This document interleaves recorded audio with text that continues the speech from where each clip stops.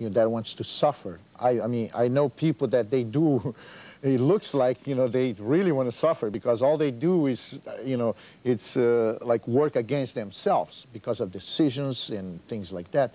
But I think one thing we have in common is that we want to feel good about ourselves, and we want to be able to communicate with each other on a nice way without prejudice.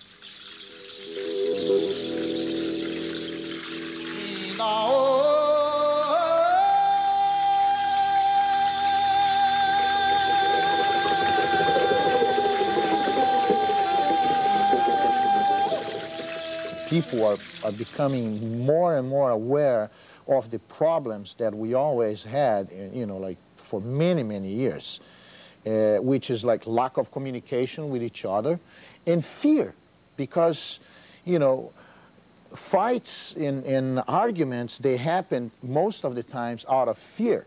If what you have, if I don't know what you have, if I'm not familiar with you, you might have something that might hurt me, so I'm kind of, I have to watch out for you. And then if I'm watching out for you, you have to watch out for me, and so on and so on.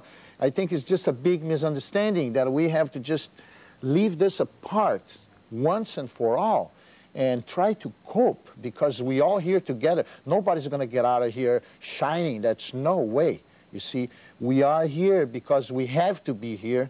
This is destiny. This is the place that we are now. And we better learn how to cope. Otherwise, we're going to come back and go through the whole thing all over again, because that's the law of the universe, and that's it. If we don't learn, we have to go to school again and learn. And I really hope that, in saying, I'm not a preacher or whatever, even, I don't want to sound like one, but in our music and everything, we really try to bring people together with the vibration of our music. And I think it's happening. I think people are finally understanding that everybody's strong and everybody's weak. Depends, the time of the day or the year or whatever. So we have to have respect for each other in order to live in peace.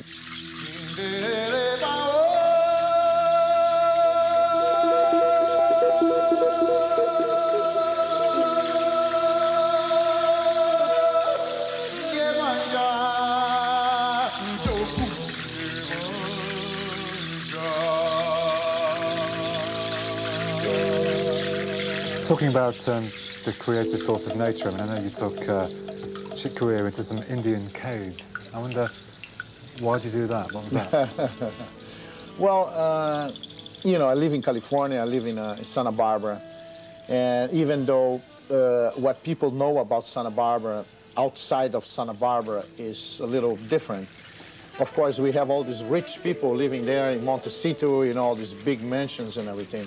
But then it's some real stuff there too, like the Chumash Indians, that they were there. They were the original owners of the land before it was taken from them anyways. And I know some places up in the mountains that, some caves with paintings, and they are great places for like meditation. I'm not talking about any specific kind of meditation. I'm just talking about sit down and be quiet and just feel the place. You sit inside of one of those caves and you breathe slowly, and you hear yourself. You hear your heartbeat all of a sudden. You hear everything. You hear your whole system working, and you get in touch with yourself even if you don't want to. It's no way around. And I took Chick there because Chick is a very busy man, and he's always like running, like rushing. And so the first thing that I did, I took him to the caves, and I showed him like 3 different caves, and actually he's been back there again by himself, and which is great. And I think it was a great thing that we did before we played, because it kind of tuned us into each other and into ourselves too.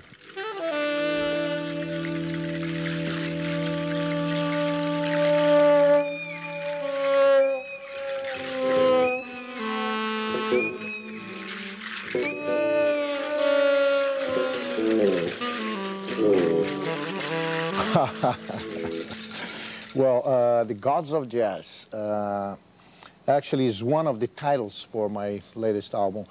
The title that I thought was Killer Bees. That's my title. And then we were dealing with the fact that we have Herbie Hancock and Chick Corea and Stanley Clarke and Hiram Bullock and Mark Egan, all these big names in the album. So we were speaking to CBS Sony, and we had to pay a lot of money to them to use Herbie's name and Stanley's name because they were signed with CBS Sony. And after we paid all the money and the contracts and everything, the fine print was still prohibiting us from using their names in the cover. And so we thought, the record company and our management, they thought, well, maybe we should have like a radical title for the album, so the people, they will look and say, well, wait a minute, what is this Gods of Jazz? So they will look in the back and then they'll see the names.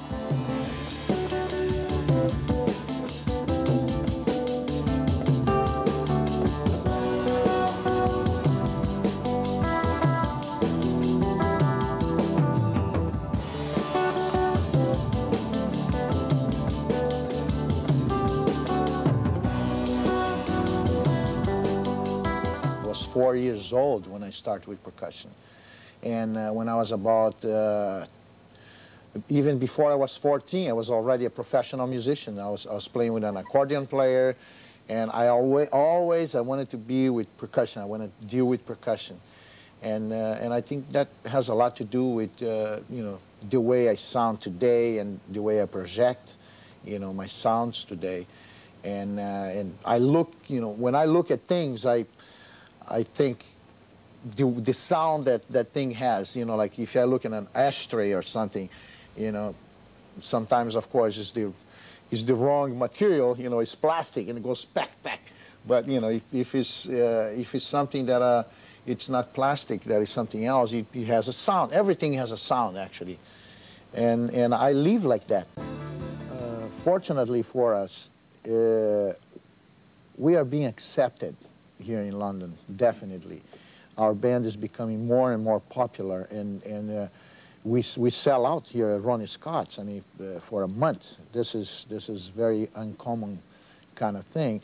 And then we coming back, and then actually after we play here, we're going to go to on a tour, European tour, for another 2 weeks, and we're coming back to the Forum on February 25th, which is going to be more like a dance gig, which people, they're going to be able to express themselves and maybe even play with us a little if they have instruments.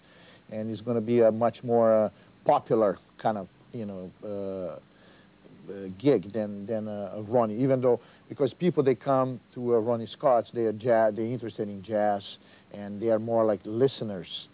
Even though they get rowdy here too, but they can't dance here, there's no space. So at the Forum is going to be nice. I am predicting that it's going to be great, this time.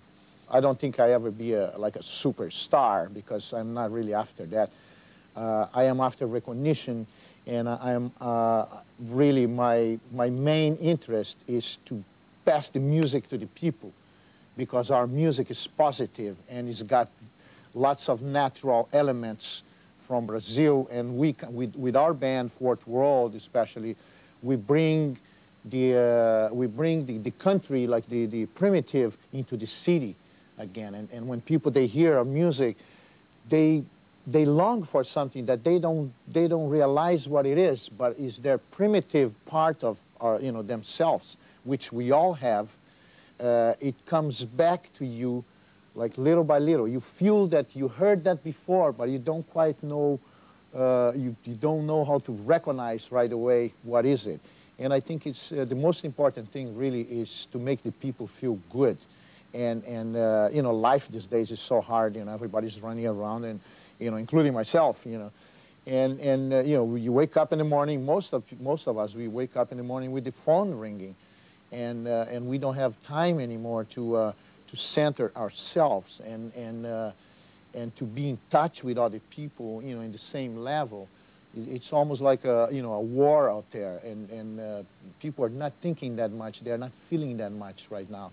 And I think this music really helps the people to get in touch with that force again, which is the creative force, you know, of nature.